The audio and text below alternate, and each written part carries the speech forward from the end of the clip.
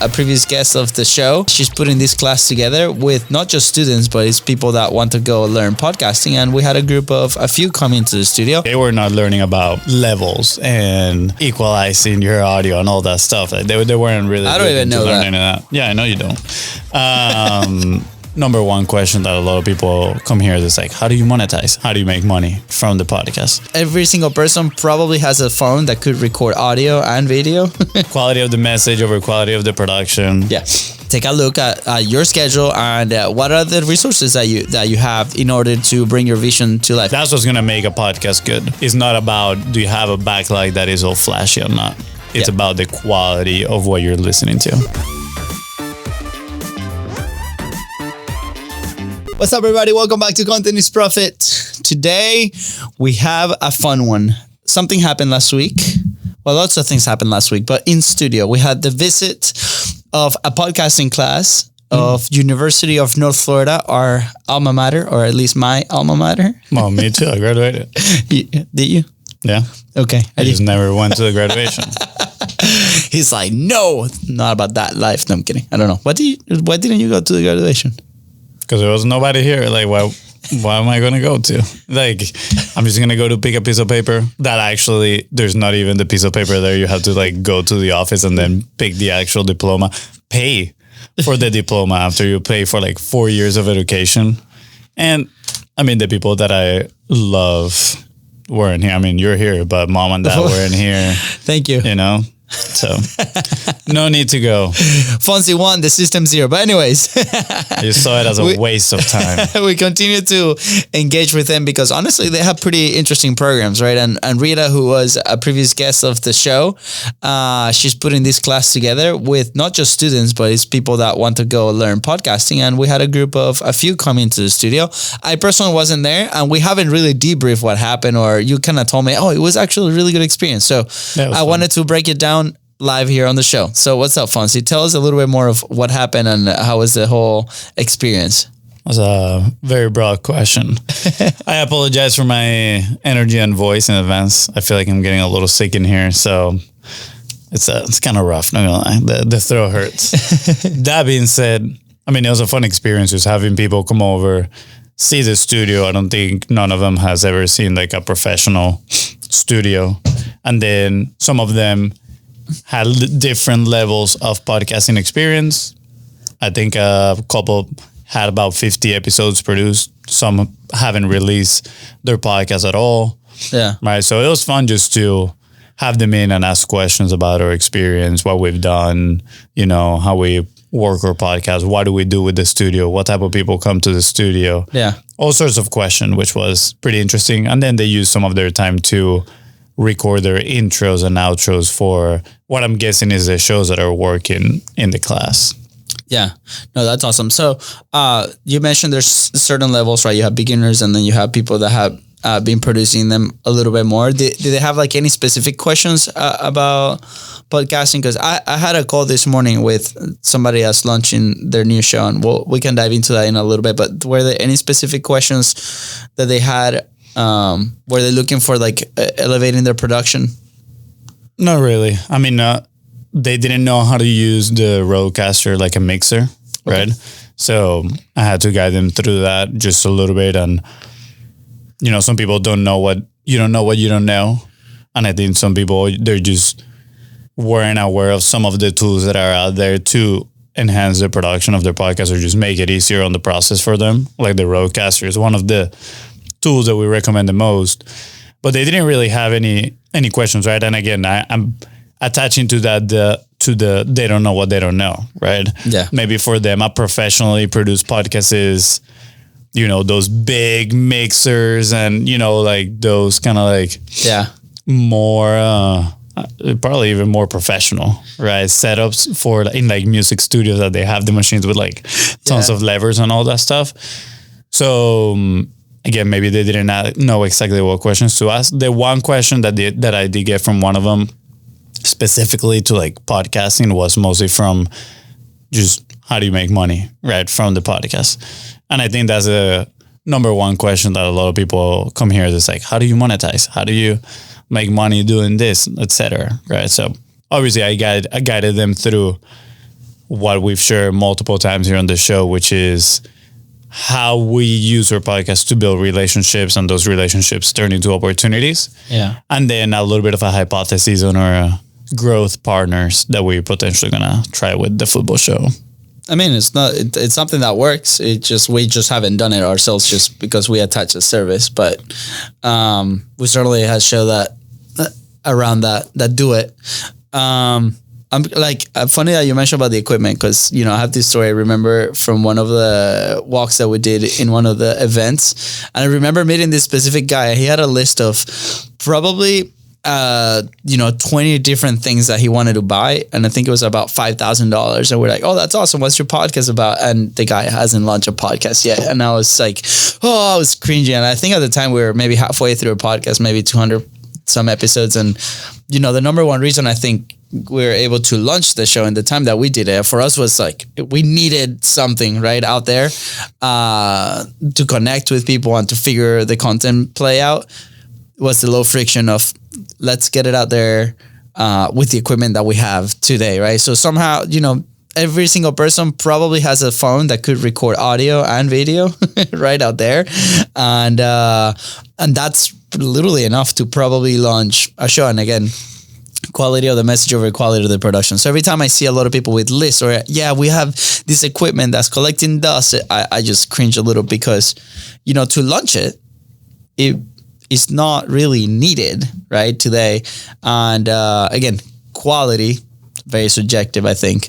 And we had this guy come in last week, great, awesome dude that has been like in the music industry for a long time. And a lot of the questions that he's been asking was also around the production aspect and the equipment. So he thought he needed to be like in the room controlling everything. And, you know, he had one of those big consoles where he like modifies the levels and things. And that's something that now today in post-production, maybe with some of the softwares that are out there, you can do. But equipment like the Rodecaster, like I said, we're not sponsored by any means by them, but we just used them for the last 5 years.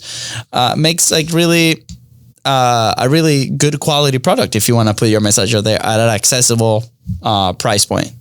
So what are the levels that you see like production wise, right? Because they came here clearly to a professional environment to learn a little bit more about production. I see almost like a beginner, intermediate, and advanced, right? How do you see it? Well, I don't think they came in here only for the production. They just... I think it was more like a field trip. It felt like more like a field trip that they wanted to see, you know, what the studio looked like, the setup, and some of the equipment. But they weren't really like, they were not learning about, you know, levels and, you know, equalizing your audio and all that stuff. Like they weren't really. I don't even know that. Yeah, I know you don't. So. I mean, one of the guys did ask, because I turned on the computer and I was like, hey, look, like when you get your file back home, this is how it's going to look like. So I showed them that the Rodecaster gives you like 14 tracks, right? If you have it on RAW. Yeah. And they were like, whoa, okay. So I was like, let me break it down for you. You know, the first two are like the mix, meaning everything is like together, you know, already kind of like equalized, like it sounds good. And one of the guys was like, how do you know all this? And I was like, well, I dove deep into it, you know, like when we started creating our first podcast, I just wanted to have a quality product. And I was like, well, let me educate myself. Back then it was mostly on the video side of things, messaging for us as well. And then when we got the studio, I was like, well, I need to learn more about audio a little bit. So I dove a little bit deeper into that and some of the concepts. And again, I wouldn't consider myself an expert by any means, but I think I know more than the average person, even the average podcaster, right? So I can help them. It's kind of like stay one step ahead, right, of the people that you're trying to help. And then you're going to be able to help them take the next step. Yeah. I think, gosh, what's going on? Dude, are you allergic to solo episodes? I don't know. I got something on my nose. That's funny. To start wrapping it up, and I think, maybe advice for some people out there. Just this morning, we had somebody else launching a show here in the studio, right? And we had to go through the publishing pyramid, where at the top you have resources, right? Whether that's like your time, money, team, then right below that you have the capacity of those resources.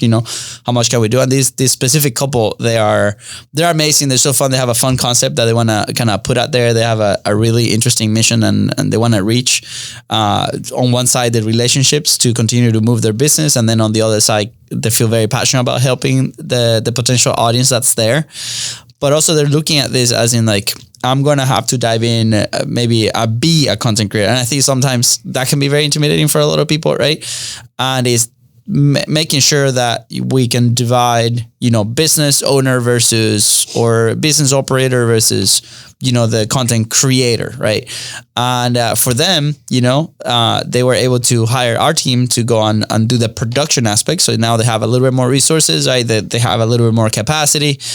And then we have to start accounting for, they were trying to plan these episodes with like multiple formats, like multiple sections of it, right? And each of those formats might add a level of complexity to the planning, right? And the prep that they might have to do, right? So when we started actually going deep into, the messaging of these episodes and what it would take to produce something like this, we quickly found out that maybe for the initial first month, they will not have time to do the proper research at the front to be able to, do that final version that they want, right? Or they have to make some adjustments in their private life with their kids because they both work, they both have kids, right? Like it just gets crazy. So I want to encourage every single person to take a look at your schedule and what are the resources that you have in order to bring your vision to life. And that includes, equipment, that includes production. You might not have the time to learn new skills, right? Mm-hmm. Or to learn this. And based off of that, if you really, really, really want to learn, great. There's, incredible free resources out there. You can give us a call and we're happy to help. But at the same time, don't let your message be hindered by, I don't have the right equipment, because then that right equipment, I'm doing air quotations for those listening, might be a hindrance because you might not know how to properly use that equipment. So there's enough tools out there that you can, record on your phone and put it through a software like Descript, for example, or Adobe Enhance, and you might have a quality product that you can put out there, right?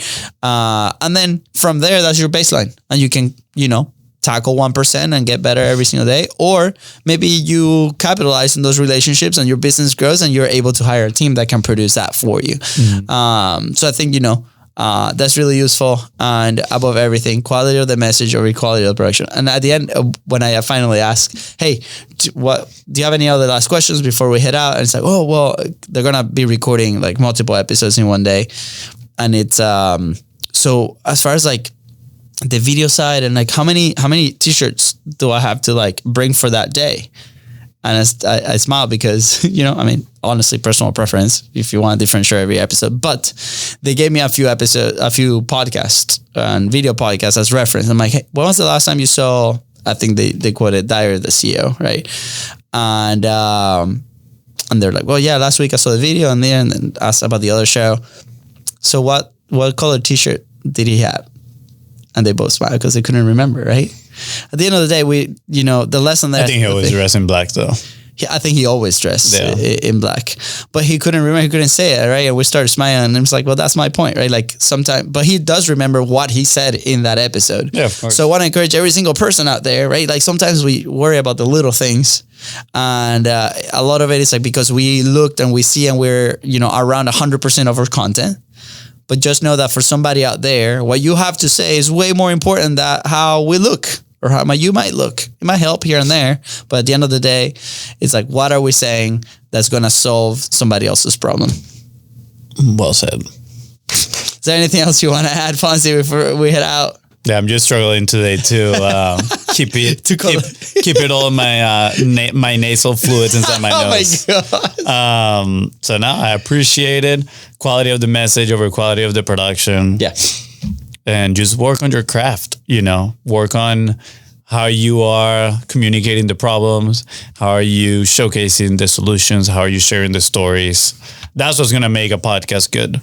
It's not about, do you have a backlight that is all flashy or not? It's about the quality of what you're listening to. That's right. Guys, with that said, thank you so much for tuning to the Content is Profit podcast. Go ahead and follow the show in your favorite podcasting platform and on social media at Beast Bros Co. That is right. If today's episode helped you move one step closer towards your goal, please don't forget to share this episode. And of course, don't forget to leave a 5-star review. See ya. Bye, guys.